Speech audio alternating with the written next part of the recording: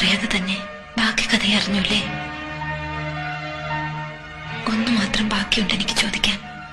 മാപ്പ്. ദ്രോഹിച്ചിട്ടേ ഉള്ളൂ ഞാൻ ബോബി.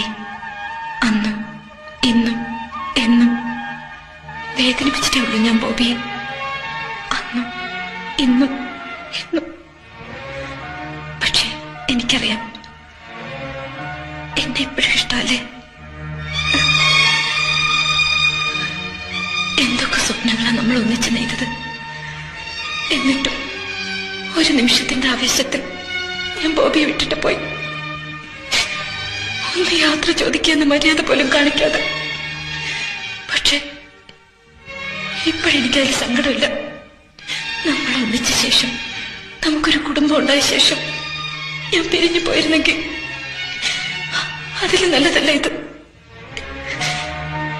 ഇപ്പോഴും ഇഷ്ടമെന്ന് പറഞ്ഞതുകൊണ്ടാ ഞാനിതൊക്കെ പറയുന്നത്. പറഞ്ഞോളൂ, കേൾക്കാൻ